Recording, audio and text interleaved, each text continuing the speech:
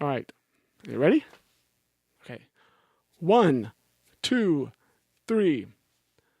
Ron Smith Enterprises presents episode 14 of Topics in Endurance Sports. I'm your host, Tim. Today is Thursday, February 22nd, 2018. You can find out more about me at my website at runsmith.net. Social information, Facebook, Instagram, Twitter. Also my email, which is chemsmith1@gmail.com, like the beginning of the word chemistry, C-H-E-M. chemsmith1@gmail.com. And you can find out about my coaching services there as well. Yes, I am a running coach. So please check that out, as well as information on previous episodes and information about this episode, including pictures that I put up on there. This episode is brought to you by Health IQ. Health IQ uses science and data to secure lower rates on life insurance for health-conscious people like runners, cyclists, strength trainers, vegans, and more. More information about this later in the show, so if you are interested in saving money on life insurance, stay tuned. What is today's topic, or topics? It's a little trip I did with my daughter. So the title of this is going to be Oklahoma Running Trip and Camille Herron. Yes, Camille Herron is big in the ultra world right now, so we have something special about her in this episode. You'll find out. A little bit from my last episode, which was episode 13, I talked about the Tunnel Hill 100-mile race that I did. Speaking of Camille Herron, somewhat coincidentally, she won that race, so there's a lot about her in that race, or some about her in that race, because not only did she win, she went outright and she broke the world record. In fact, a little bit about that, I tried to track down exactly what that meant by world record. Now, first of all, it's a trail world record, but it's an overall world record. No man has beaten her officially. Okay, according to official, I guess we're going by USATF, USA Track and Field records, no man has run a trail race faster than Camille Herron's 12:42 at Tunnel Hill, which I witnessed. There is one person, and only one person, who has run a trail race faster than her, and that's Jonas Boud. I think that's how you say his name, B-U-U-D, I think, Boud. He's out of Sweden, and he did a race, and I can't think of the name of the race. You could probably Google it. And it was a trail race, and he did it around 12:30 or so, only about 10 or so minutes faster than Camille Herron. His race was not officially certified by USATF or anything. Nevertheless, that's still, in the trail world, it's tough to certify a trail race. Very tough. And that's one reason she ran this race, was because it was a certified 100-mile race. So it's tough to do. But even so, if we just forget about official records, we have Jonas Boud at number 1, around 12:30-something, and Camille Herron at number 2 at 12:42. And that was her first 100-mile finish, by the way. So no matter how you look at this, unbelievable. A couple other things that I left out. How many actually ran Tunnel Hill? I didn't have that number last time. About 200 people started the 100-mile, and about 375 started the 50-mile. So there were 575 people, roughly, running that race, a big race. By the way, I've just received word that he is considering adding a marathon onto it next year. So if 50 miles is still more than you want to do, what a great time to do a marathon. It's crushed gravel. It feels wonderful to run on. He'll have it certified. It can be a Boston qualifier, I'm pretty sure. So it's very flat, so it'd be a great course to try to qualify for Boston. And you'll have plenty of time if you're a slower runner, because there are people running a lot farther. So I'm sure the marathon cutoff's going to be pretty long. At least I would guess it would be. He'll probably start it Sunday morning. I don't know.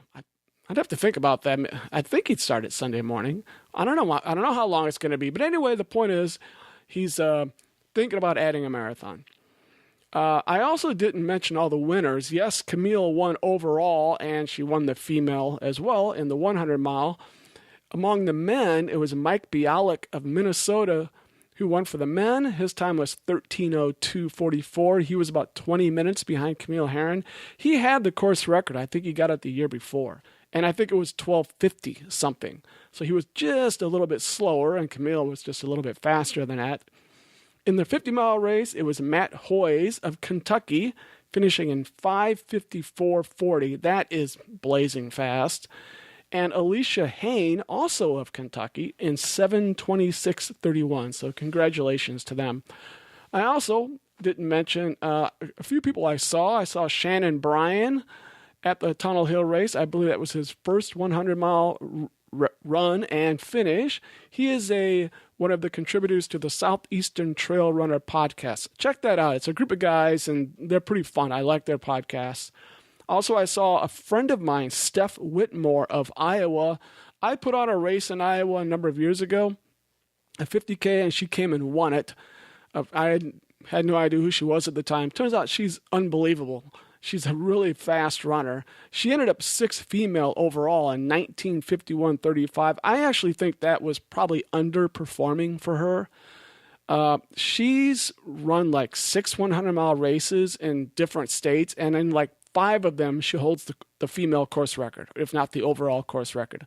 That's how fast she is. She just went to one down in Louisiana and got the course record there. I think 19:51:35 for a course as flat as this. Again, I'm guessing she can do faster than that, but nevertheless, she still was 6th place overall, and that's still really, really, really fast. So congratulations to Steph Whitmore. Also, one other thing is you may have noticed if you listened or watched that I was able to record the whole race on my Garmin. And at the time I was using a Garmin 235. And if you're wondering how did the battery last that long, because it took me over 27 hours. No, the battery does not last that long. I used a little charger. So I have these little chargers. They're about 3 or 4 inches long, and they're little cylinders, about a 1/2 inch wide diameter cylinder, and it's a battery charger. And I connected that to my watch with the cable I used to charge the watch, and I actually charged it on the run. So a number of people are doing this, and that is a possibility for you if you have a watch that doesn't last as long as how far you're going to run. Now, one thing, not every watch can be charged while it's running. Only some watches can. Number 2, it's not an ideal solution. Number 1, it's a pain just to pull all the cord out and the battery out and all that. How do you really do it? What I did was the watch was on my left wrist and actually held the charger in my left hand. So I have this cable just dangling as I'm running. And it worked. I did it like twice for like a half hour each. It wasn't a big problem. It didn't really cost me any time or anything. Another thing, though, that is a problem is that it really is only going to work well if the conditions are right.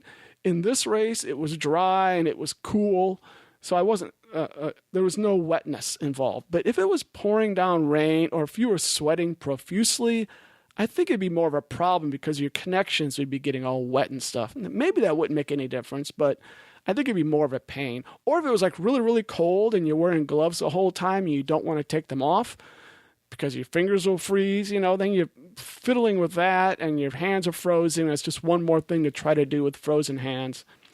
So I really don't like the idea. And in fact, I just sold that Garmin 235. I didn't really like it for a few reasons. So right now I have no real running watch. I have an old Garmin.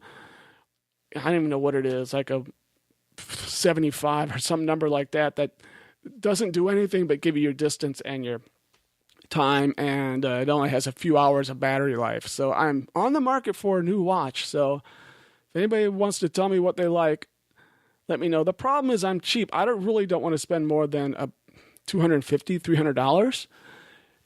But only thing I really need is good distance, good time. I would like to have good elevation, though, which the Garmin 235 did not have. So see, as soon as I say those 3 things, well, if you say 4 things, if you say you want accurate distance, accurate time, okay, that's not hard. Accurate distance, accurate elevation, and long battery life. If you say those 3 things, no watch has those 3 things for a good price, as far as I know. They all get too expensive. You have to give up something all the time. Anyway, I wasn't going to get on about watches here. Okay, the last thing was I interviewed Jess and Andrew for that podcast. And I failed to mention I interviewed them at a place called Oakley Wines in Cincinnati. I just want to say thank you to Oakley Wines. They actually let us go down in their lower level, which was closed off, and do the interview down there. So thank you to Oakley Wines. All right, let's get on to the actual show. Oklahoma running trip and Camille Herron. So, as I mentioned, I did a little trip with my daughter. So this is something I'm trying to kind of institute with my daughter. She lives 5 hours away in Iowa, and I'm in Ohio, so I miss her, so I try to come up with excuses to see her. And as it's cold up in Iowa, I said, hey, we should go down south in the winter, a little bit south, and do a long weekend and hang out and do stuff. And it's kind of a daddy-daughter thing. I mean, I'd be happy if my wife went, but she teaches, and it's hard for her to take days off work. So it ends up being kind of a daddy-daughter thing. And we did it last year. We went down to Arkansas, and I did a race down there called the David's Trail Endurance Run. I forget. It was like podcast episode number 3. It was one of my very first podcasts, or 2 or something. One of my very first podcasts. Maybe it was 2. Anyway, we went down there, and I did a race down there. And then we hung out had like a long weekend. So I thought, let's try it again. And this time I said, let's go down to Oklahoma. Now, it's not really super warm in Oklahoma, but it's warmer than Iowa. So it is, and we can't go too far unless we were to fly. So this was still a really long drive from Iowa down to Oklahoma. But we did this long weekend. And so I'm going to talk a little bit about what we did down there as well as the running-related stuff. So just for fun, I'll give you some information about the non-running stuff.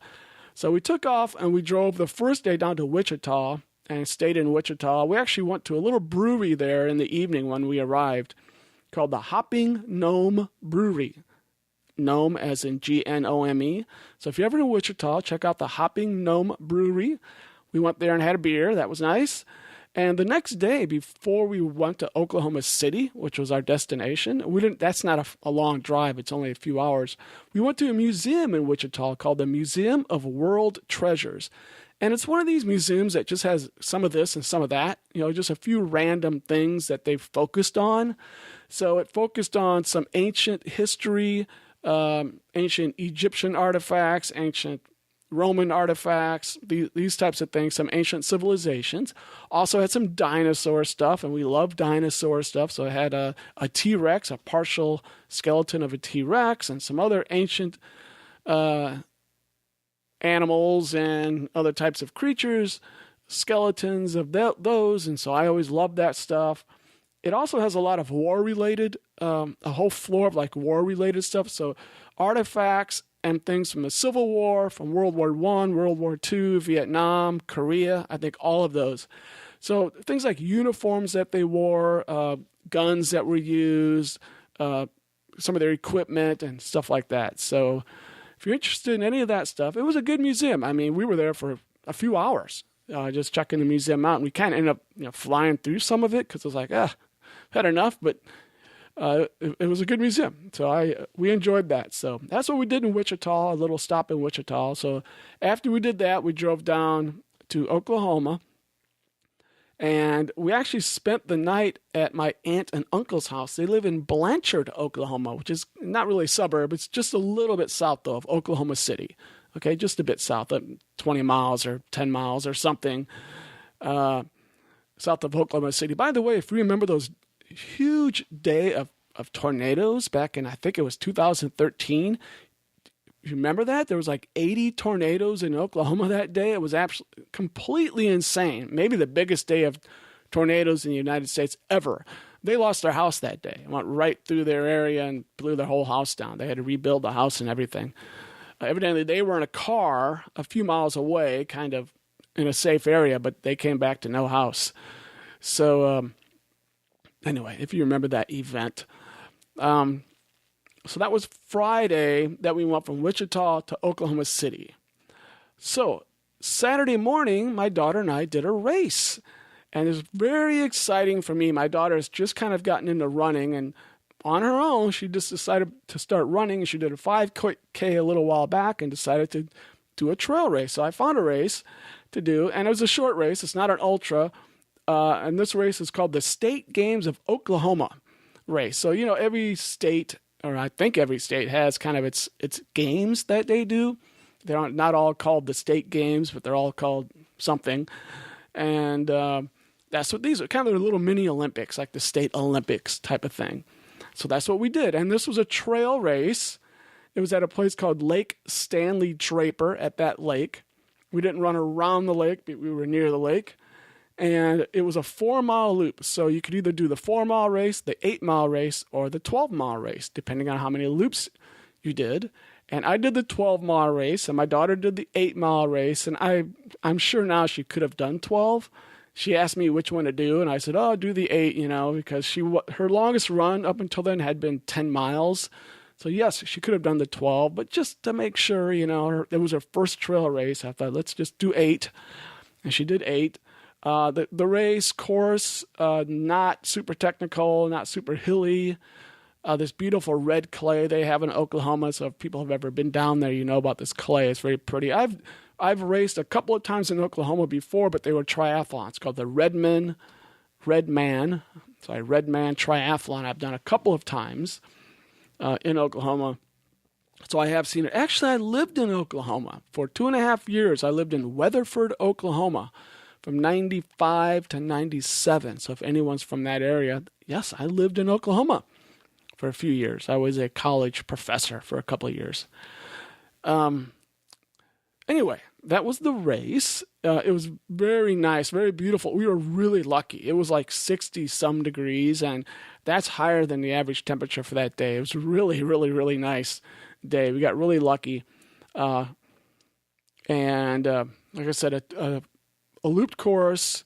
It was bike trails, so sometimes it was very winding, how bike trails are, back and forth, and a little ups and downs, there were hills, but they were small hills, okay? So it's not like not like completely flat, but just, little hills up and down and here and there. And there was a aid station at about the 2-mile mark, roughly. Didn't have a whole lot. I can't remember exactly what it had, but it had what you needed. And then there was an aid station at the start-finish. So that's what it was. Not a whole lot to say about the race, other than we really had a blast. And I love doing shorter races sometimes. Here's the funny thing. I actually do better in shorter races. I'm a short race person. If I just went by results and where I place, I'd be smarter to just do 5Ks and 10Ks and half marathons. I always place higher than I do in ultras, but I do a lot more ultras than I do these short races. I don't really know why. Kind of silly, but that's the way it is. As far as our times go, my daughter finished in 1 hour, 24 minutes, and 29 seconds for 8 miles, 1:24:29. She was first place. Now, granted, there were only 2 people in her age group, but she was still first place, the first of 2 females in the 20 to 25 age group. But she did beat the other woman by 24 minutes or something. Beat her pretty, I don't mean to say that in a mean way, but she was quite a ways ahead of her. But even more impressively, she was 8th of 26 females. 8th of 26. That's in the top third. This is her first trail race. This is about her first time ever even running on trails. She ran in road shoes. She doesn't do trail running. She was 30th of 57 overall, including the men. She was right in the middle of the pack, including the men, in her very first trail race. So I think that's pretty darn good. And she's only been running about a year, maybe, something like that. I finished in 1:58:50. So yes, at the very end there, 2 hours is completely unimportant, right? But at the end, I was like, I got to run really fast. I tried to finish in 2 hours. So luckily I had some energy at the end, and I was flying. At the end, and I made it in 1:58:50. I was also first in my age group, first of 2 males. There was only 2 again, 56 to 60, ouch, age group. I was 14th of 37 males overall. That sounds a little better, not too bad. And I'm sorry, 14th of 37 males, so about in the top third, barely, of 37 males, not quite the top third. And I was 21 of 63 overall, exactly at the 1/3 the way point, I guess. 21 of 63 overall. So it was pretty exciting because we both won our age groups, and they give out medals like the Olympics. So we both got a gold medal, which is really, really exciting. All right, so I'm holding it up to the camera. And for those of you who don't know, this podcast does end up on YouTube. I just take a video of me talking, and then I put the podcast on YouTube. It'll also be pictures and stuff there. So I'm holding up the medal to the camera, and I'll put a picture of this medal also on the website, so you don't need to watch. But there it is, and that's beautiful. It says the State Games of Oklahoma is the medal that my daughter and I both got a gold medal. I'm showing the little bib. Okay, there's a bib. It says State Games of Oklahoma Winter Games 2018 Trail Run. Because, of course, they have all types of events. And the other thing we got was a cotton shirt. That's gray, which is one of my favorite colors for clothing. I like gray and black. Let's see if we can State Games of Oklahoma, it says on it. Kind of a cursive writing. I show it to the camera, then I can't see what I'm showing. Okay. State Games of Oklahoma. It says trail run on the back. So again, I like gray and I like black. I'll put a picture of that up on the website too. That's all we got, but it was cheap. It was like $30 or something. So, you didn't get a ton of stuff, but you didn't pay anything either. So it's perfect. I don't need a whole ton of stuff anyway. And by the way, you only got a medal if you place. So the people who didn't get first, second, or third didn't get medals. So it's pretty cool. I mean, you can imagine as a dad how I feel about this. It was pretty darn awesome to run my first time we ever ran a race together, and we both get first place out of 2, but still pretty neat to do. The winners for this race, for the 4 mile, it was a 16-year-old, Alex Uribe of Oklahoma City. He ran it in 29:05, and a 17-year-old female, Rylan, could be Rylan, Rylan, McCord of Duncan, Oklahoma. She ran it in 34:29. In the 8 mile, it was John Green of Edmond, Oklahoma, 1 hour, 1 minute flat. And Julie Martin of Oklahoma City, 1:07:34. They won the 8 miles. In the 12 mile, it was Matthew Anderson, this was my race, of Edmond, Oklahoma, 1:26:12. So he beat me by almost 30 minutes. Oh, yeah, over 30 minutes, actually. A little over 30 minutes. And Elena I'm going to go with Beechler, Biechler, of Dubuque, Iowa. Yes, she won for the women in 1:34:22. She was 4th overall. She is fast. And I'm going to bring her up in about 2 seconds again. Okay, so those were all the winners. Congratulations to all the winners. After the race, we didn't hang out too long, got some pictures and grabbed some M&Ms or something, It did have a start-finish. It did have some stuff like that. And after the race, we went to a place called Empire Pizza, which is, it's not downtown. I don't know where it is. It's in Oklahoma City somewhere because, of course, on Facebook, I said, hey, where should we go? And someone said Empire Pizza. So we went there and had some pizza, and it was okay. It was like you get slices. You could get a whole pie, but we just got slices. And it's kind of one of these places that has like fancy pizza with weird stuff on it, like kale or something like that. And my daughter and I are really simple. We just got pepperoni pizza. Probably the only ones in there just getting regular pepperoni. Her and I and little kids, But most people are getting like fancy pizzas. But it was good. It was New York style, big, gigantic, big slices, very thin crust. But it was good. So we ate there. And so right before we're going in there, next to it is an ice cream shop. So we get out and we're walking to the Empire Pizza. And there's a couple walking to the ice cream shop. And the guy turns, and the guy's walking kind of slowly. And he turns and looks at us and goes, hey, did you race today? Because I think we still had our running clothes on, our bib on. They didn't, but we still did. Well, yeah, we did the Oklahoma State Games, and we find out they did as well. We're like, oh, that's cool, blah, blah, blah. And one of us said, where are you from? And I found out they are from Dubuque, Iowa. It was Elena and her husband, Richard, from Dubuque, Iowa. So my daughter's from Iowa City, Iowa. They were the only 3 people from Iowa. I'm from Ohio, the only person from Ohio, but I claim to be from Iowa. That's where I was born and everything. So all the Iowa folks randomly ran into each other right after the race. I don't know what the odds of that are, but pretty amazing. And the thing is, we surely did well, right? My daughter came in first in her age group. I came in first. Elena came in first female overall in the 12 mile. Richard did the 8 mile. He was fifth overall in the 8 mile. So he's fast as well. His time was 1:07:03 for the 8 mile. So we really kind of kicked butt. It was pretty neat. And so we talked to them a little bit. And I feel a little bad. I wish I would have grabbed my recorder and gotten a little interview with them. So anyway, congratulations to Elena and Richard. Nice to meet you. I'm now Facebook friends with them, so they seem pretty cool. I think Elena's, her goal is to try to run a race in every single state. But what's neat is she's not just saying, oh, I want to run a marathon in every state. I think just any type of race, so a little bit more flexible. But they came down to do that. Pretty neat. All right, let's see. After the race and after eating Empire Pizza, we went down to a mall and we hung out at a mall and we went to a movie, The Greatest Show on Earth. Have you guys seen that movie? It's the one with Hugh Jackman and it's about P.T. Barnum. I almost never, ever, ever go to movies. I mean, it can be 2 or 3 years between going to movies. So whenever we went to a movie, I really, really loved it. My daughter and I love musicals and it's a musical. So it was really, really, we really loved the movie. Excellent. We're hoping they turn it into a Broadway play. And then on Sunday, which was our last day there, Monday we drove back. On Sunday we went to the Oklahoma City Zoo. So that's a nice zoo, and we were lucky again. It was cooler than Saturday, but still pretty nice. It was really windy though. If you've ever lived in Oklahoma or been through there, you know it can get extremely windy.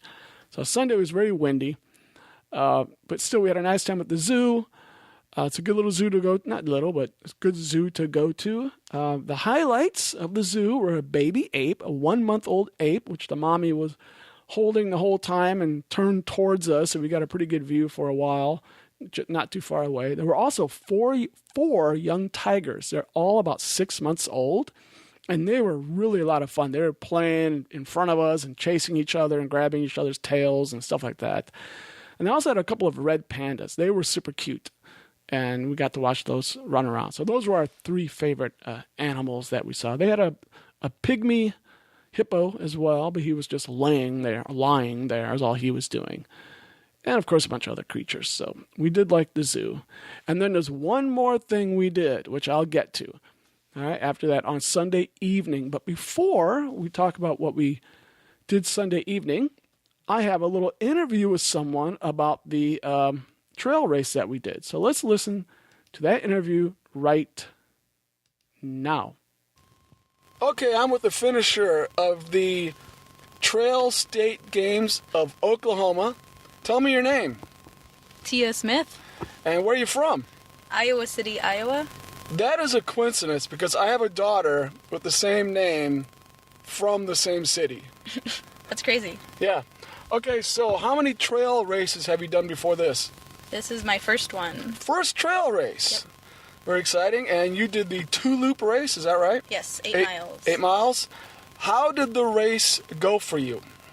Pretty good. It was a lot harder than I thought it would be, but I ran the whole thing and finished it. So the first lap, do you know about how long that took you for the first lap? I did the first lap shorter than the second one, I think. What was your final time? About an hour and 25 minutes? Yeah. So the first lap maybe in 40 minutes? Yeah. Yeah, that's maybe a little longer, maybe. And then your second lap maybe 42 or 43 or 44 minutes or something. So that's pretty close. It's not like it's not like the first lap you ran fast and the second lap you were like walking. Yeah. Maybe just a little bit slower. So when you first started running, were you in a big line of people? Yes, it was very crowded. And did you just kind of tuck in behind someone and just stay on their heels, kind of? Yeah, after a little bit, I found a couple women that were running about my pace, so I just kind of stayed behind them and ran when they ran around people, and it was pretty nice. Did you have any troubles with the roots?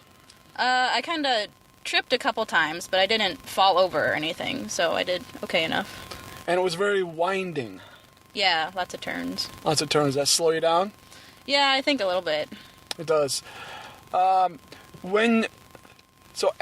After the first loop, then were you more alone when you were running, more by yourself? Yeah, it was a lot less crowded. And for the second loop, I was pretty much just by myself. I only saw maybe like less than 5 people probably. Very good. Oh, also the first loop, were you getting passed by some of the really fast 4-mile people? Yeah, there were a ton of people like bolting past me. Yeah, I think that happened to everybody. Let's see. During the whole race, did you stop and drink or eat anything? I stopped at the 4-mile aid station and chugged some Gatorade, but I kept going after that. So the outer aid station at the 2-mile mark, you just ran right by it? Yeah, I didn't stop at that one. Did you notice that you could hear them? You ran and you could hear them ringing the bell, and then you had to keep running away from it for a while before you got back to it? That was kind of hard, like the second time, because you knew, like, oh, it's right over there. Yeah. And then you had to run like a half a mile to get back to it. Yeah, and you're thinking, oh, I'm so close. I'm almost to like this halfway 2-mile point, and then you're not. Exactly. And did you like the red clay? Is that pretty cool looking? Yeah, it's different than Iowa soil. Yeah, we don't have that here. And the day was very nice out, right? Yeah, it was super nice. We were lucky. Yeah. And how did you do in your age group? I got first. You got a gold medal. Yes, I did. And I think you were 8th out of 26 females. Yeah, I think that's pretty good for your first trail race. Thank you. It's very nice. And you didn't even have trail shoes, did you? Nope. Just regular running shoes. Yeah. Which probably was okay because there was no mud.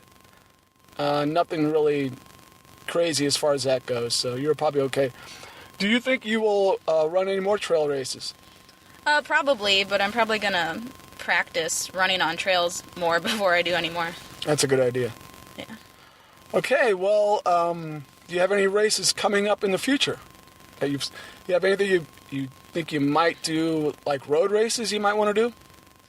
Well, there's a race in Knoxville in March. Oh. A half marathon. Half marathon? I might do if I get down there. And how many road races have you done so far? I've done one 5K. One 5K.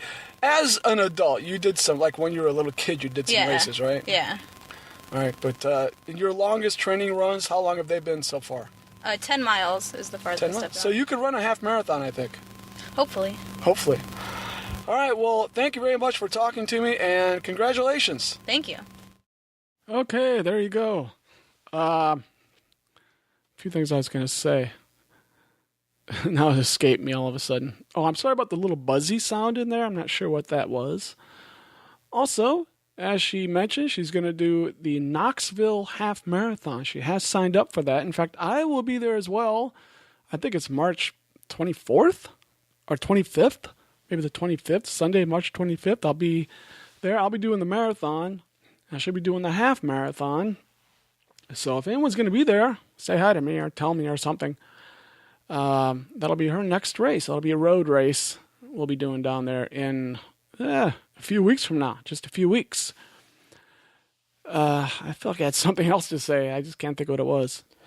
Okay, now I remember what I was forgetting, which is this. The 8-mile race began 5 minutes after the 12-mile race, and the 4-mile race began last 5 minutes after the 8-mile race. So, of course, the fastest 4-mile people were flying by the 8-mile people, and then eventually they came flying past us, past the 12-mile folks. So this is what happens when you have a staggered start, especially when you put the shortest race last, given that those people can hold the fastest pace since they're not going as far. And it was a lot of single tracks, so you had to kind of deal with these fast people flying around you. And it was probably even worse for them because they're trying to just do one fast lap and they're having to constantly run off the trail around all the 8-milers and then all around all of the 12-milers.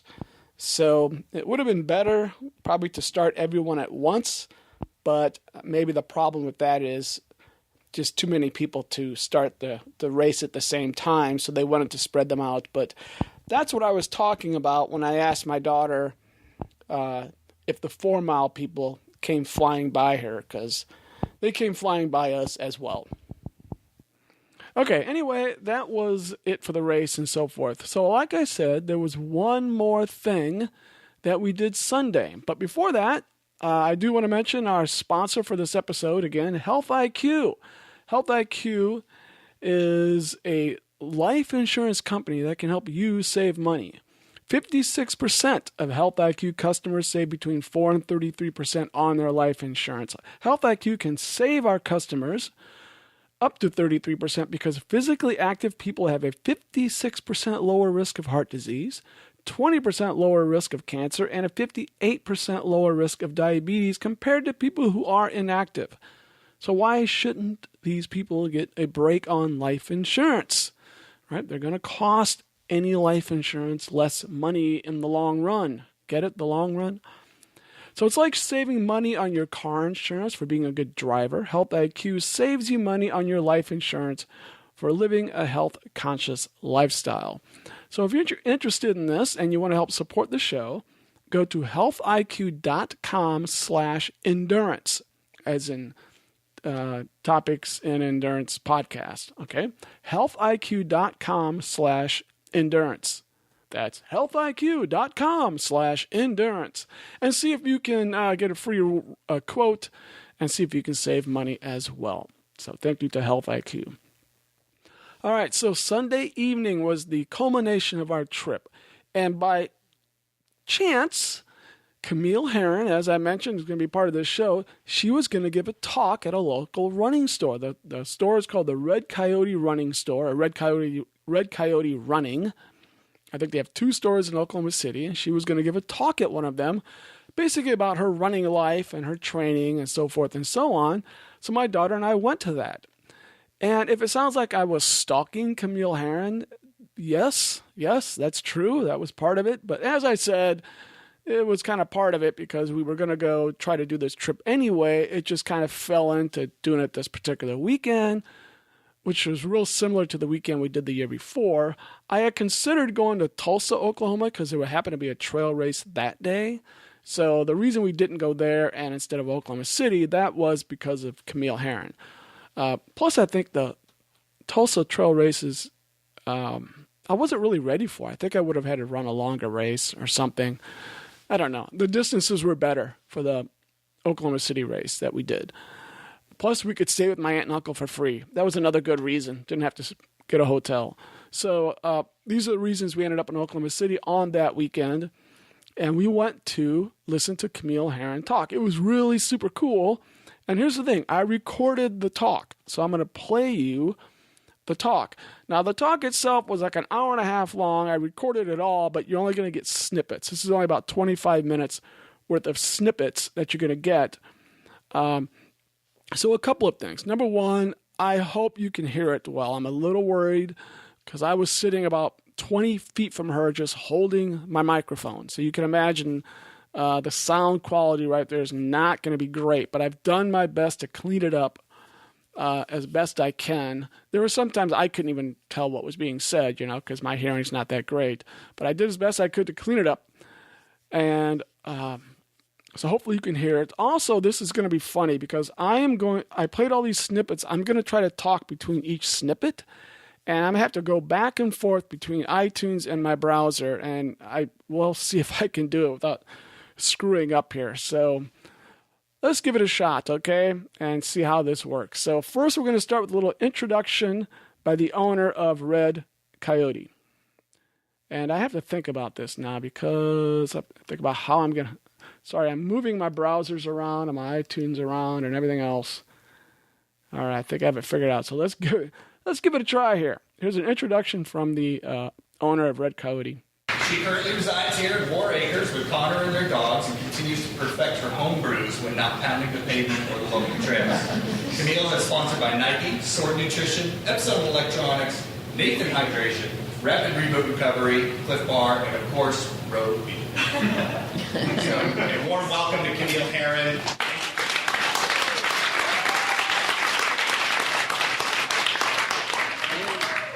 Thank you to John for that really nice introduction, and thank you guys for coming out to hear me talk.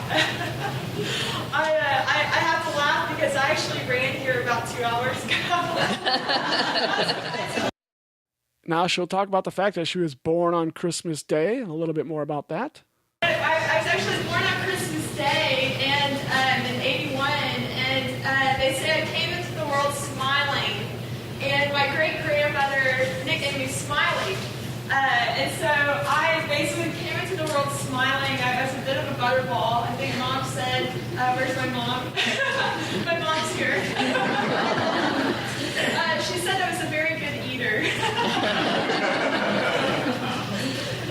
So, as I grew, I ended up becoming very athletic, and I'll talk about that. But here's, going from being a baby smiling, and here's me running 100 miles, and I still got a smile on my face. So I kept smiling throughout my life, and I think I just have such a joy for running and, for life in general. So yeah, even when I'm running 100 miles and I'm in pain, I'm still smiling. Okay, so she did a PowerPoint presentation. So when she says, "Here is me," she's showing a picture. And that's one reason I can't play you the whole thing, because at some points you really need to see the picture. So that's what she's talking about there. This next little segment, she started talking about all the sports she did as a kid. And this segment, she mentions growing up playing basketball. Basketball was my primary sport. So my dad and my grandpa played basketball at Oklahoma State. And then my mom went to OU, so we're house divided. But yeah, I grew up wanting to play basketball, and my dad, I ended up getting my dad's really long arms and legs. But they say that you get your mitochondria, which is your aerobic powerhouse, you get that from your mom. So I got to credit both my mom and my dad for giving me my own unique physiology. So she started out running track and field and cross country in high school. At one point, I guess she just grew really, really, really fast. So if you see her now, she's pretty tall and pretty lanky. And that resulted in stress fractures. As many of you know, when kids grow really fast, they can have issues. She started getting stress fractures. And that really, she dealt with that all the way through college. So her college career was not that great because of all these stress fractures. And she talks a little bit about that. I basically didn't have a college running career, and I just became a hobby runner. And then I met my husband. So we got Connor here. He's back there. So you guys might remember Connor from back in the day. He won the OKC Memorial Marathon a couple times. He set the course record, and he was the star. He was the runner. And so when I met him and I was helping him with his running career, I was his crew, and I would go drive with him on his long runs. And he would be, so he's like living down in Norman, and he'd be going for like 22-mile long runs, and I'm driving the car, and I'm studying my textbooks, and I'm stopping and handing him water, and so I'm driving for 2.5 hours, and I'm thinking, man, I can't even imagine running that far. Okay, so she began running again for fun, kind of just to do something, and she found herself running even more than Connor was running, her husband Connor that she mentioned, and he started encouraging her to get more serious, so she started racing, and of course she starts with shorter races like half marathons and full marathons, and right before her first actual marathon, she broke her rib. Okay, so I guess it was my last year of grad school. I ended up running my marathon debut at the Eugene Marathon, and the crazy thing is I fractured a rib accidentally 8 weeks before the race, and I actually didn't know it was fractured. I thought I had a dislocated rib, and I went to a chiropractor and he checked it out, and he's like, no, we got to do the emergency room.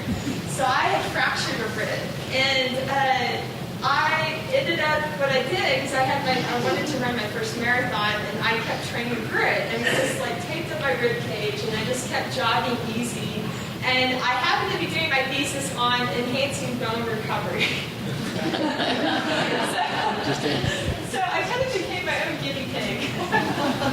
And so I'm trying to like get my ribs to recover, and I kept training. I wanted to run my first marathon, and I was basically like healed my rib in like 3 weeks. Like I was pain-free in 3 weeks. It was just like pretty ridiculous. So yeah, I really did like fulfill my thesis on how to enhance bone recovery. I guess you just gotta keep running through. So here's a story about when she ran the Oklahoma City Marathon, which either they rededicated it at some point or they started it after the Oklahoma City bombing, which, by the way, happened a few months before I moved to Oklahoma, was the famous Oklahoma City bombing. And so the Oklahoma City Marathon is now, I think, dedicated to this Oklahoma City bombing, and she ran it. So here's her story about Amy, another person who ran that race the year that she ran it and won it. Okay, so I started running all these marathons, and I think I qualified for the Olympic Marathon Trials like 7 times in 2012, and then we moved back to Oklahoma, and I ended up running, hooked up with the Lane Runners, and got to know everybody. We knew Mark Bravo for quite some time, and so I met Amy. I don't know if Amy's here, but yeah, she's really amazing. I ended up running the OKC Memorial Marathon, and I won. I set the state record in 2012, 2:45, and then we hung around at the finish line, and we got to watch Amy finish. And so Amy is a survivor of the OKC bombing, and she was basically buried under the rubble for 6.5 hours, and she ended up running her first marathon in 6.5 hours. So we hung around at the finish line. I mean, it was just amazing to see her finish her first race, and that really, like, you know, the impact of the OKC Memorial, and like, you know, what it means to the community and how people like overcome all these things in their lives. I mean, it was really cool for me to meet Amy and to get to know her, and so I really love the OKC Memorial Marathon a lot because of what it means. Eventually, after winning all these marathons, she qualified for the Olympic trials over and over. And then people started saying, you know, you should get into ultra marathons. So she tried one in South Africa called Two Oceans. It's a pretty famous ultra marathon. Of course, the biggest one there is Comrades, but Two Oceans is also a fairly well-known ultra marathon. I started writing back-to-back marathons. I was like, this is really fun. And then I heard about my friend Michael Wardian. He'd run in a Spider-Man suit to set the Guinness World Record. And I said, hey, I want to do that. So I ended up running the Route 66 Marathon in 2012. I actually grabbed the Kansas Slave String to shoot my friend Amy's, who I grabbed it from one of her kids. So yeah, I made it was really cool. I ended up winning too. Whoopsie. I'm sorry. That was about her race wearing a Superman costume, which she won, and she set the Guinness Book of World Record for running in a Superman outfit or whatever. Anyway, that's what that was about. She was inspired by Michael Wardian, who had done it before her. Okay, here we go about the first her first ultra Two Oceans in South Africa. So anyways, I ran Two Oceans in 2013, and I kind of underperformed. I finished 11th, and I was kind of disappointed in it, and I actually ended up being bumped up because the first woman, a Russian, ended up testing positive for steroid, and so I ended up getting bumped up. And I was actually pretty devastated at the time because I basically never got my medal. I never got honored or anything, and so I was really, really upset about that. And it's actually made me a strong advocate for anti-doping. She followed up that race where she came in 11th/10th. She should have come in 10th. She followed that up by running the 2014 Comrades race, the big, gigantic ultramarathon, super, super famous. And she collapsed. It's an 89-kilometer race, which is like 56 miles. She collapsed at 83 kilometers, only 6 kilometers to go. I don't exactly know, but she just bonked and passed out, I think. She was still new at running ultras and just going too hard and kind of lost energy, and she blacked out for a moment or something and collapsed and hit the concrete, ended up in the hospital and everything.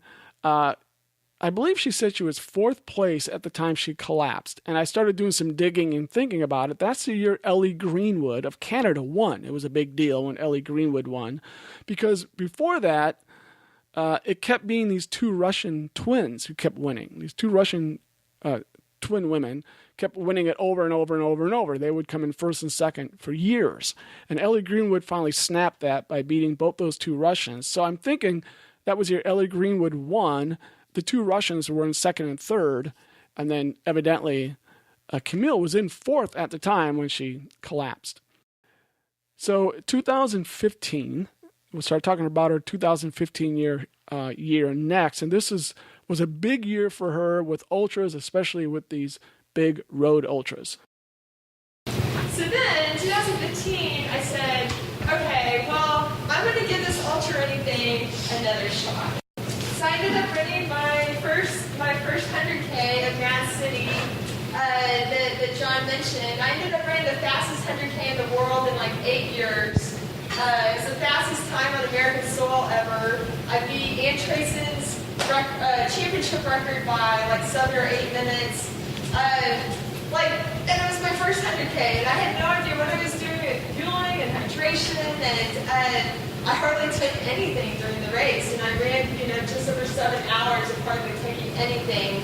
And so I had no idea I had done anything special until I got a phone call from the race director the following Monday, and he told me I'd broken like all these records. So that was Mad City, Madison, Wisconsin, I believe that is. 100K, where she had this incredible race. She says it was her first 100K, but it's true she did run 83 kilometers at Comrades 6 months earlier. That year, and she went on to talk about this, but I'll summarize. After that 100K,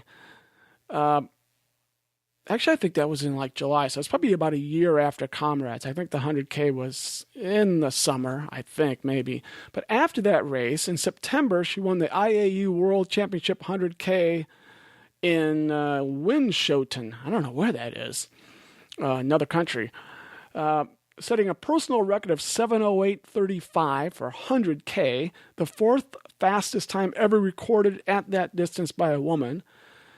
Then just a little bit after that, I remember this now, facing a strong headwind and rain, she bested the 50-mile world record held by Ann Trayson, the famous Ann Trayson.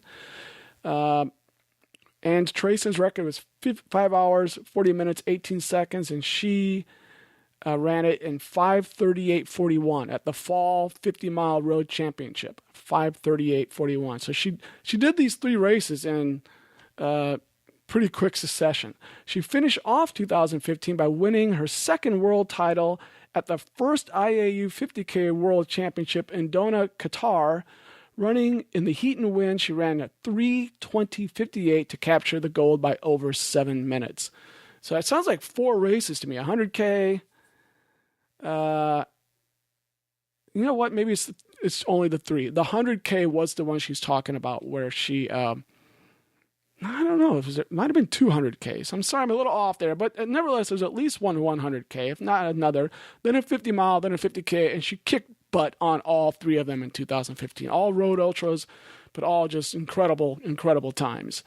Now she talks about her first trail race, her first mountain adventure, which is in 2016, the White River 50-mile in Washington State. I was on pace to get the course record, and then I went off course by like a mile.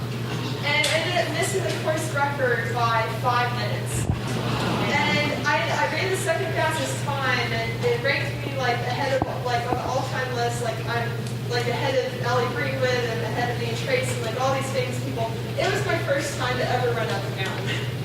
So it was like, okay, I actually was crying, like coming home, like thinking, oh my gosh, like I think I'm meant to do this. Like, I mean, I was really touched by the scenery, and it was really an emotional. Now she's going to talk about 2017. We're up to 2017. She starts the year off by running Tarawera in New Zealand. This is a hilly, mountainous trail race, so she talks about that first.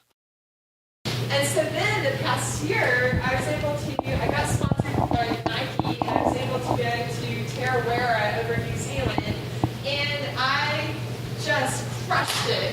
It was so cool. It was like the coolest experience because it was an international field. It was an Ultra Trail World Tournament.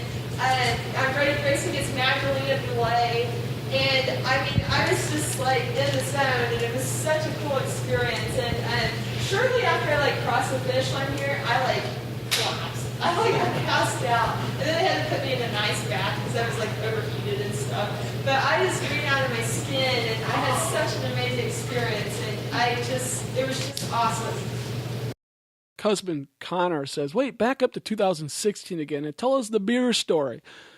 So you may have heard this beer story before, but it's pretty fun. So here it is again. Yeah, I got to tell a beer story. So I went through the... You want a beer? No, I do not want a beer.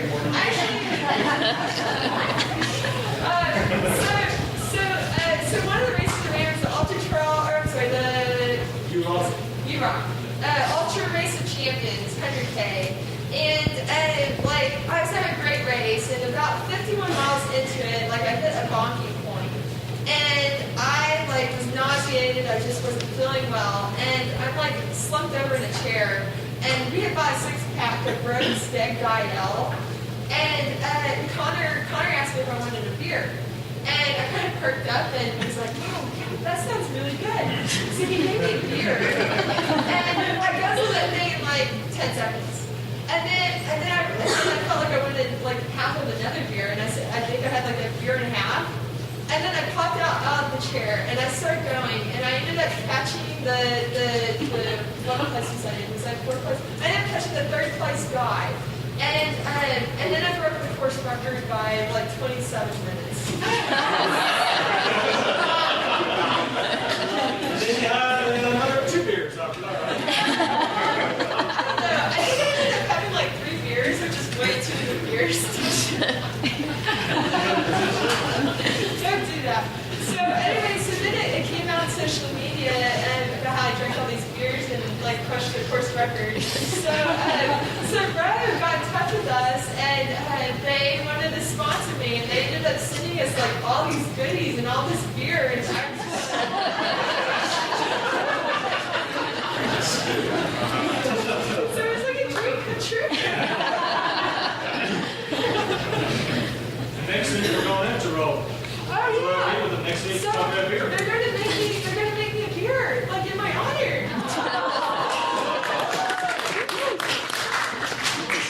Oh my gosh, I don't know what to name it. Someone said we should name it the Crazy Legs Blonde L or something. So yeah, we'll see. All right, so that's a pretty funny story, actually. So it's Rogue Beer is the one that sponsors her, and they're going to make a beer in her honor, she says at the end.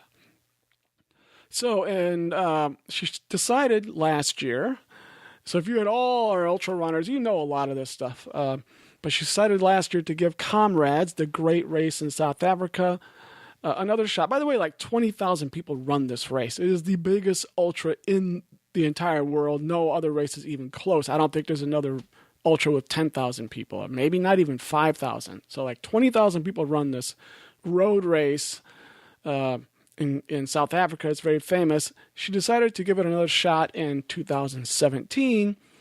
But before the race, she tore a ligament in her knee. I think she calls it the MCL. People hear about the ACL a lot. This is the MCL. She tore it 2 months before the race. So she talks a bit about this. We were okay, well, what do we do? We're 10 weeks from Comrades, and I tore my MCL. And actually, so I've got my PT here. See? So we got on the ball. We're trying to rehab my MCL and my knee, so that I could recover really quick. And so because I grew up playing basketball, I told Connor to go and get me a basketball. And so for about 2 weeks, between the PT and then playing with my basketball, basketball, like I started to get like that stability back with my legs. I like that. I brought that up because she says to get her knees back in shape again, or the hurt knee, she played basketball. And what you couldn't see was she doesn't mean she was playing pickup basketball games. She was doing drills, dribbling drills like sideways and, dribbling between her legs and all this type of stuff because she was a basketball player, so she knows how to do that. So that's what she meant. She was doing these basketball drills with dribbling and getting her knee kind of rehabbed that way. Here's a funny story about what happened right before the race at the expo, the Comrades Expo. Yeah, I should tell that story. So we're at the expo like 2 days before, and we're trying to get through like a security gate thing to get to my team who, we've gone to the bathroom or something, and like we're trying to get to my team who's literally like right there. And we needed to get through security. They wouldn't let us. They had to like go around the expo to get to them. Well, so there's like a security lady like pushing me back. And I'm like, lady, I'm going to win the race tomorrow.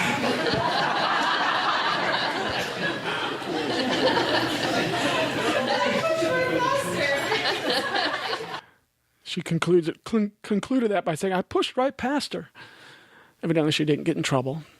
So, yes, she did win Comrades, but not before almost blowing it right at the very end. Another funny story, which some of you may have heard, and she tells that here.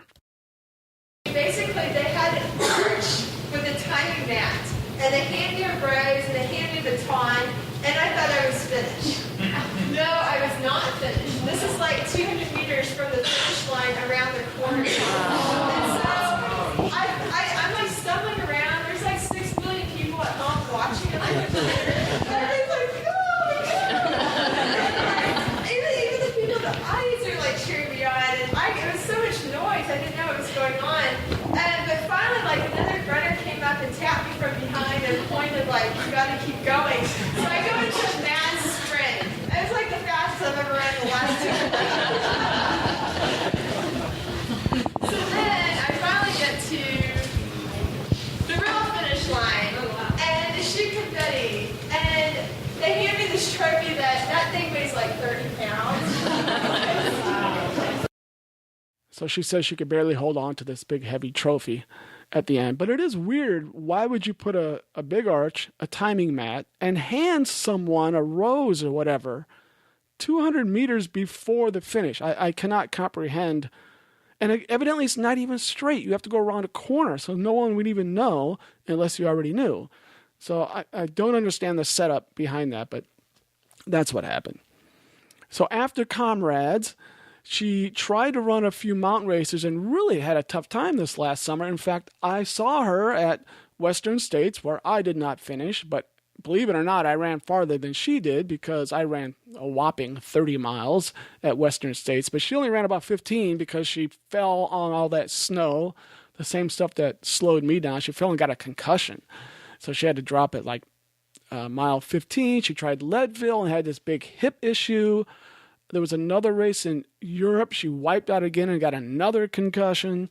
So, she was just having troubles with these races that often are really slippery races, and she's kind of wiping out or something.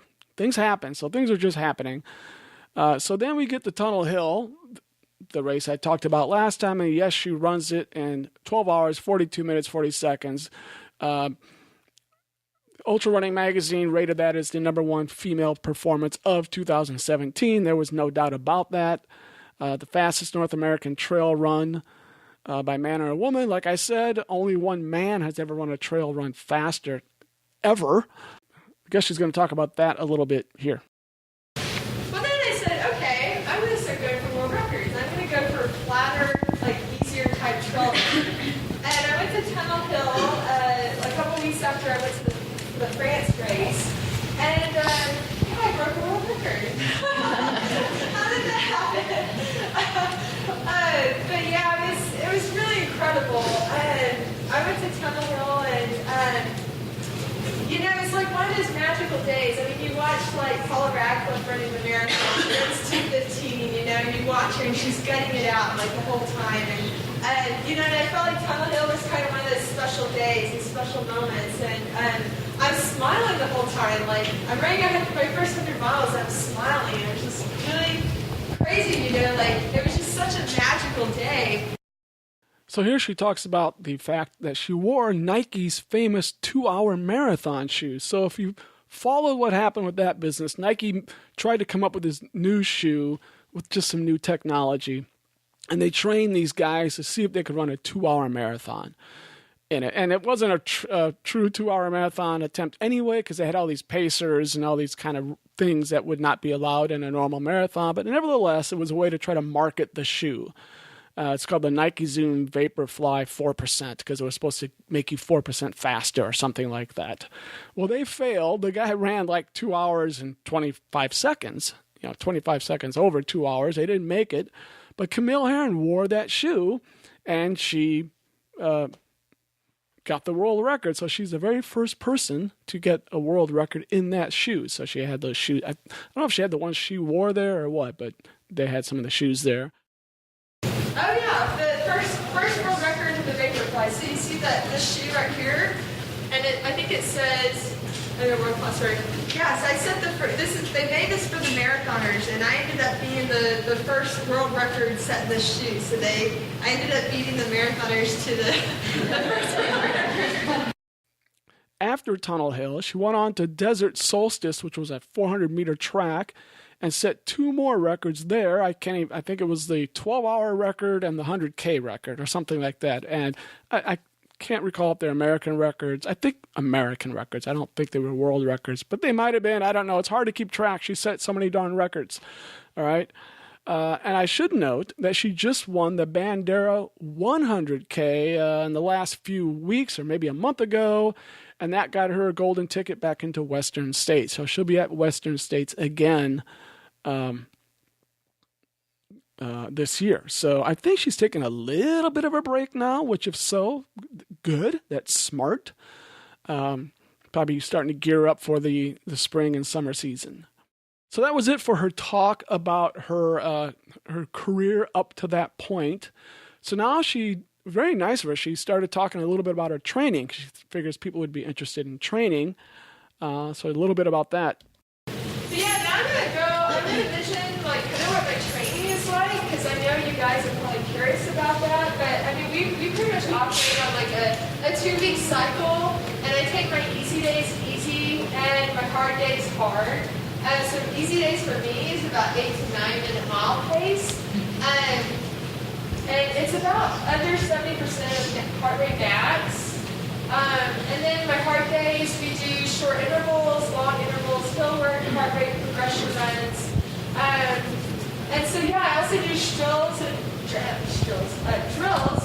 strides 2 times a week.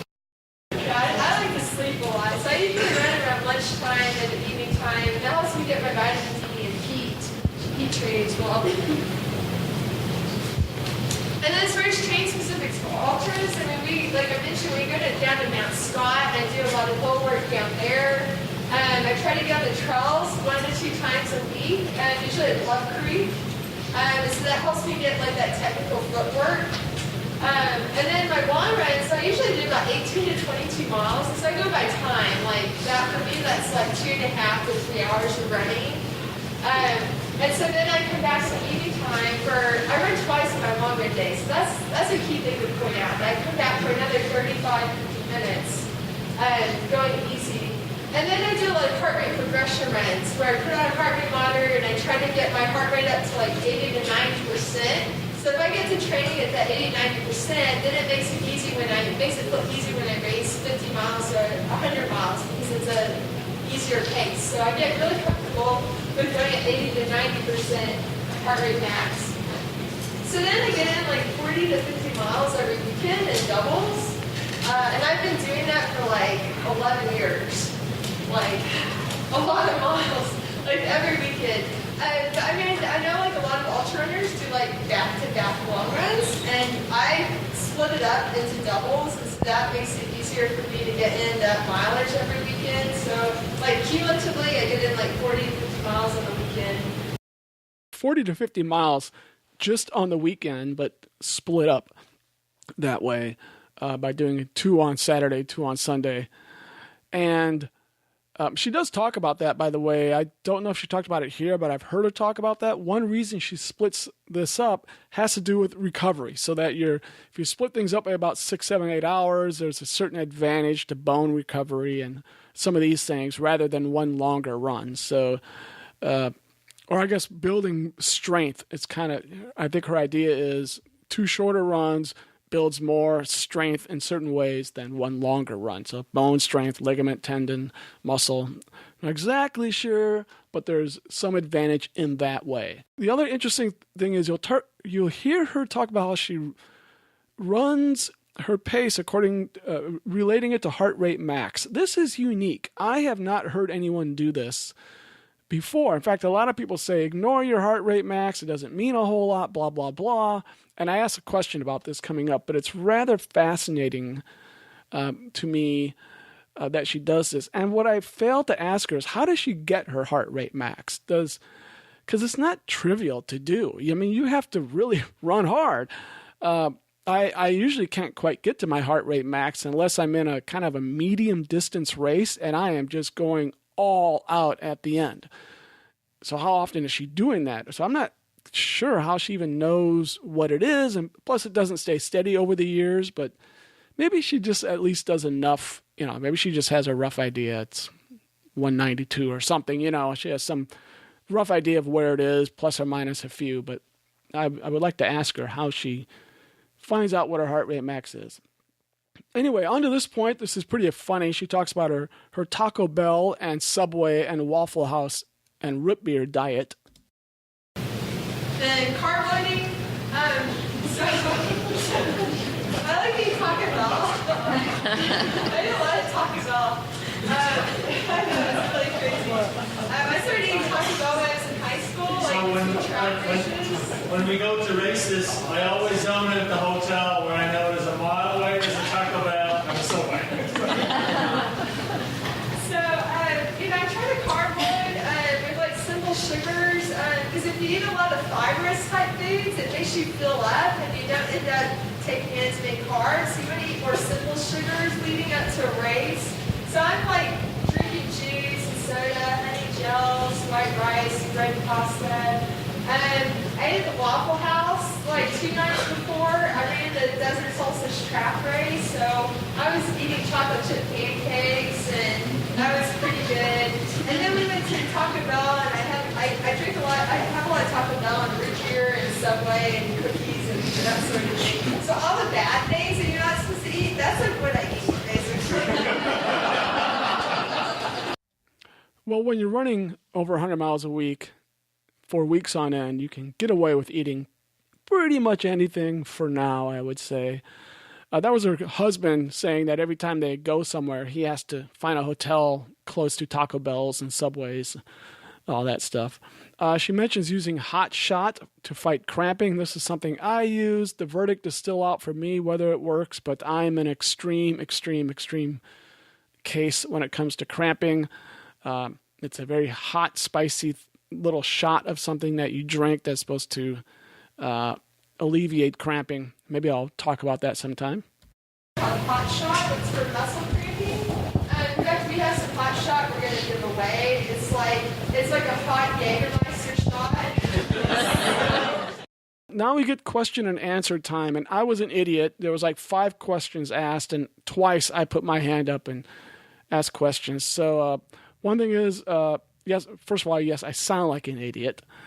Kind of embarrassing. And second, I'm sorry when I talk, I might blow your ears out. I tried to modify this, but keep in mind my voice is right next to the microphone. It's only a foot away. So get ready to get your ears blown out a little bit. I'll try to modify this as best I can.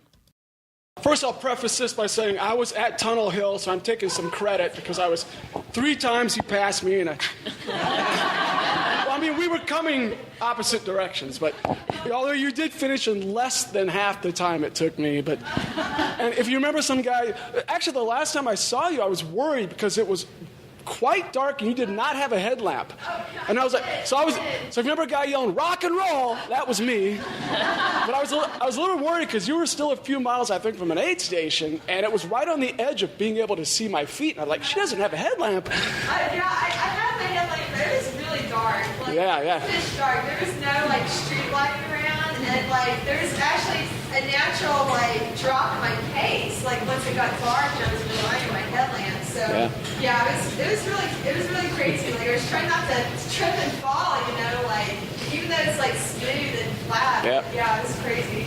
Yeah. Well, my question is, I've heard you talk about this lactic acid theory, kind of why you do the weightlifting. Can you elaborate on that? Kind of how you feel that works? Kind of the science behind it? Yeah, I didn't go into too much detail about that, but I started doing research as an undergrad, and we were looking at blood lactate profiles with strength training.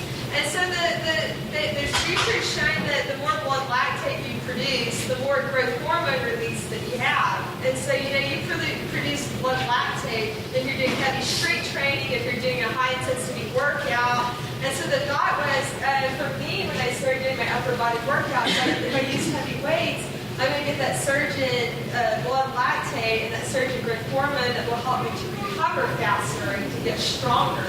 And so I started seeing this, when I started doing it, I started seeing a jump in my running fitness, like after 6 weeks of doing regular upper body strength training. So there was this correlation with upper body strength gains and running performance. And so it's been very consistent throughout my career.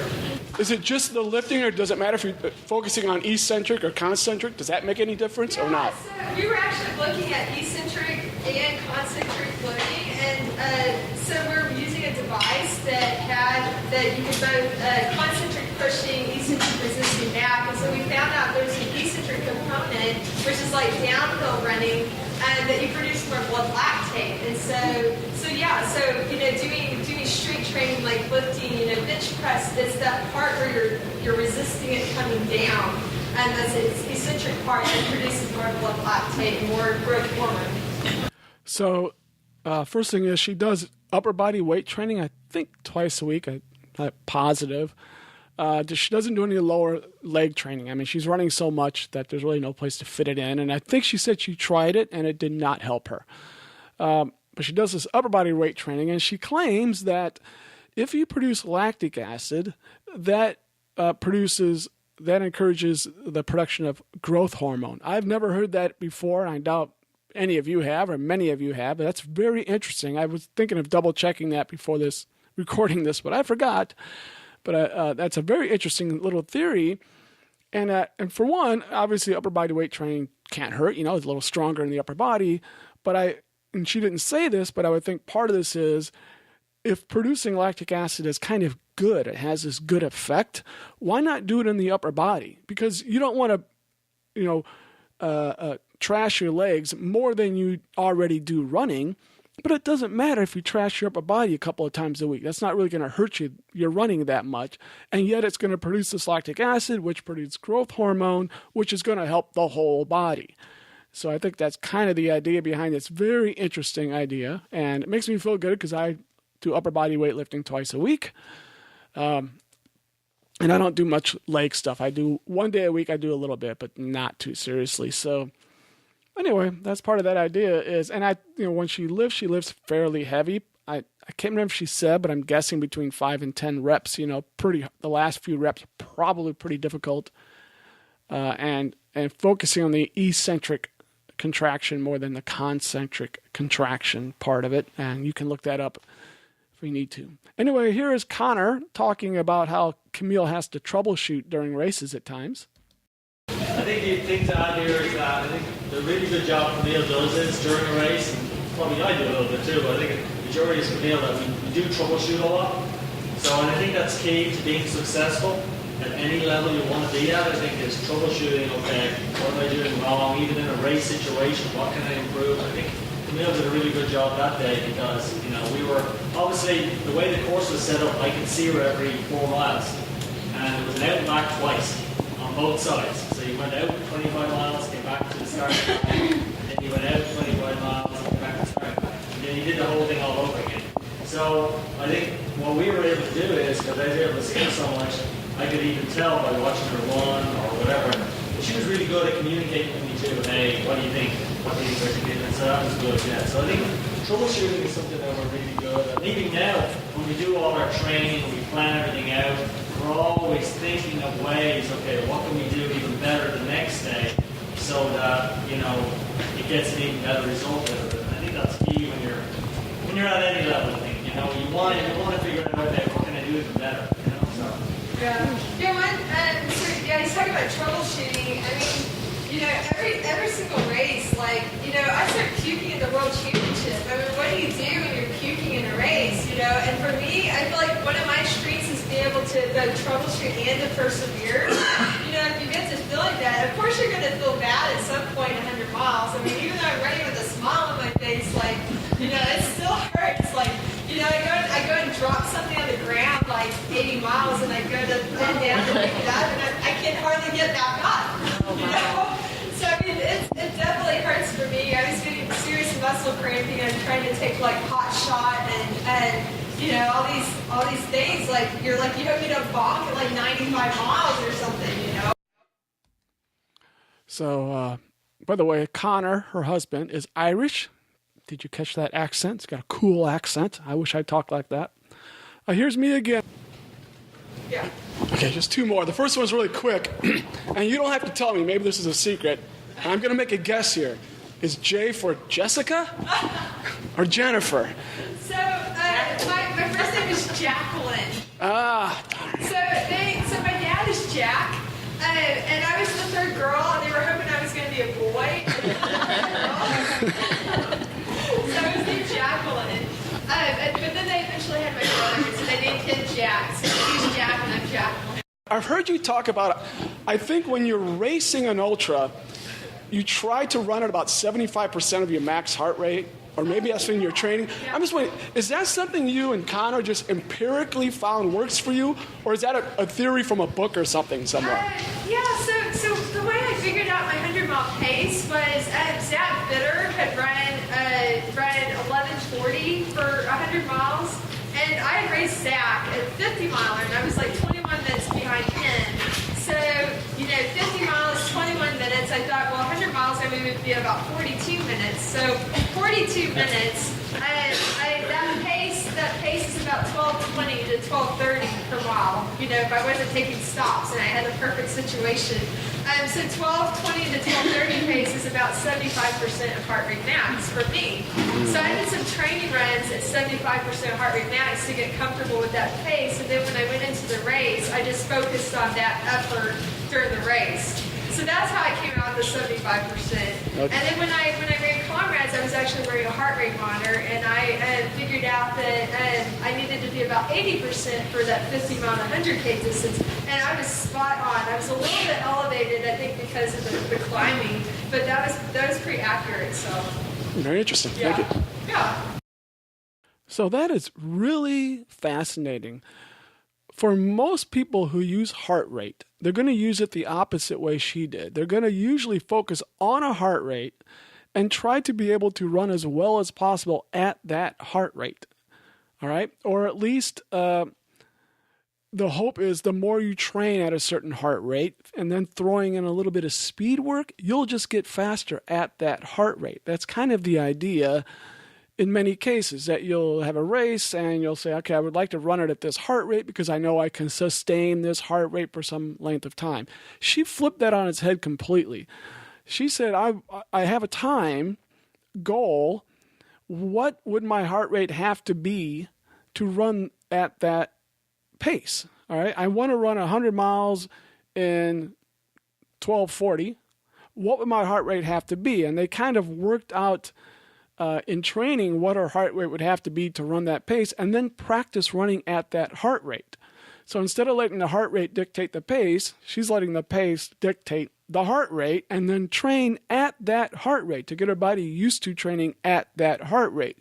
So she's not saying pick a heart rate that is supposed to be healthy and good and sustainable. She's saying pick a heart rate that's not what she can do and train herself to be able to do it. A very interesting way to go about it. And I think if you are someone shooting for a record, that makes more sense. If you're someone like me, whose goal is to finish and finish alive, and I don't necessarily have time goals for most cases other than cutoffs, it may not be quite as useful. Plus, I think what she's doing is a little more difficult because A, like I said, she has to know what her max heart rate is, and B, she's got to be able to figure out how to train. And well, I guess not. I guess she just then runs at paces that get her up to that heart rate and practices running at those heart rates. You know, her sometimes say she goes a little bit harder too. That way, when she is back at that heart rate, it feels easier because sometimes she practices at a higher heart rate. But anyway, very, very fascinating. And we'll finish up all this. This is her father, who was also there, the one who named her Jacqueline. I said that because often her Facebook page or whatever will say J. Camille Herron. So I was trying to guess what J was. I guessed wrong. But here's her dad talking about the fact that Connor is a very good coach. And Connor, this speaks all you've ever seen. Connor is the greatest coach in the world. His dad is the number one distance coach in Ireland. He's a pretty good coach. Connor is also a six-time All-American and really good at what he does. My wife told me on private, but she got to know these things. Connor is really good. Hey, there you go. And that is it for the question and answer and all that with J. Camille Herron. So thank you to Camille Herron. Thank you to Red Coyote for doing all that. That was really, really, really cool. And hopefully you could hear it well, and hopefully you found it interesting, the things that she had to talk about, and maybe learn a little something too, or have some ideas for your training. So that is all it for the endurance part of the show. But as I do sometimes, I have another segment, and this is again going to be my general education segment, which has nothing whatsoever to do with running. But I have just a little bit of time. I think I can throw this in. This is kind of a short one. And this is rather interesting. It has to do with Benito Mussolini. Remember that guy? He was Adolf Hitler's friend in World War II. And it's not really about him. It's about his son. All right? So let me just refresh your memory on Mussolini himself, because, you know, we all know who he is. He was just this bad Italian dictator of Italy who fought alongside, on the same side as Adolf Hitler, and somehow he probably ended up dead, right? That's basically what we know. And I am not good at memorizing history very well, so I had to look this up again. So just one paragraph on him. So he was the leader of the National Fascist Party of Italy. He ruled Italy as prime minister from 1922 to 1943, constitutionally until only 1925. Then he just dropped the pretense and said, he dropped the pretense of democracy and established a dictatorship. I'm not exactly sure how that transition happened, but he just became dictator in 1925. In 1940, with the fall of France imminent, Italy officially entered the war. So France is about to fall to Germany. Italy decides to enter the war. I think they tried to stay out of it, but then he was kind of forced to pick sides, and oopsie, he picked the side of Germany. So he entered the war on the side of Germany. In the summer of 1941, Mussolini sent Italian forces to participate in the invasion of the Soviet Union and in the war with the United States. It followed in December, after the United States, of course, was bombed in Pearl Harbor. Then the United States entered the war. In 1943, that was a bad year. Italy just suffered one disaster after another. On July 9th of 1943, the Allies invaded Sicily. That's very famous. Mussolini remained in power until he was deposed by King Victor Emmanuel III on July 25th, 1943. So he was out. On the 12th of September, 1943, okay, I'm embarrassed. I didn't know this. Just a couple months later, on September 12th, 1943, Mussolini was rescued from captivity in the Grand Sasso raid by German paratroopers and the Waffen SS commandos. I didn't know this. Adolf Hitler, after meeting with the rescued former dictator, then put Mussolini in charge of a puppet regime in northern Italy. I didn't know that either. I just thought eventually Mussolini just lost, and that he was done. I didn't realize some of these intricacies here. In late April of 1945, so Mussolini, even though he was deposed from Italy, holds on to this northern Italian regime area for a couple more years, or another year and a half. In late April of 1945, in the wake of near total defeat, Mussolini and his mistress, Ciara Petacci, attempted to flee to Switzerland, but both were captured by Italian communists and summarily, can never say that word, executed by firing squad on April 28th, 1945. See, that's the part I feel like I knew, but I just thought he was caught and executed. I didn't realize this kind of in-between stuff here. He was executed near Lake Como. His body was then taken to Milan, where it was hung upside down at a service station to publicly confirm his demise. I didn't know that part either. So there's your little history, very, very, very short history of Benito Mussolini. But here's the interesting thing, and I'm always interested in the offspring of famous people. Sometimes I go, Abe Lincoln, his kids, famous people. What happened to Washington's kids, or whatever, You're always interested kind of what happened to them and their descendants and so on. So Mussolini had like 4 children, and one of them was Romano Mussolini. He was born 1927. He didn't die till 2006, so he was around quite a while. Here's the thing. He was an Italian jazz pianist and a painter and a film producer. Jazz pianist. Who would have thunk, all right? So he grew up playing jazz, and I'm skipping a lot, but after years of playing jazz, he formed a trio, and by the 1960s, he had formed the Romano Mussolini All-Stars. So he still used, I think for a while he didn't use his name, because I'm sure it was kind of a bad name, Mussolini, but then he brought it back again and formed the Romano Mussolini All-Stars, which became one of Italy's foremost jazz bands. Doesn't that just seem weird? Here's the son of this fascist dictator, now is a cool jazz dude. I mean, I just think that's fascinating. The All-Stars recorded a well-received record, Jazz Allo Studio 7, in 1963 with At the Santa Tesia, I can't speak Italian. Following a year later, Mussolini's band toured internationally with artists including Dizzy Gillespie, Duke Ellington, and Chet Baker. Wow.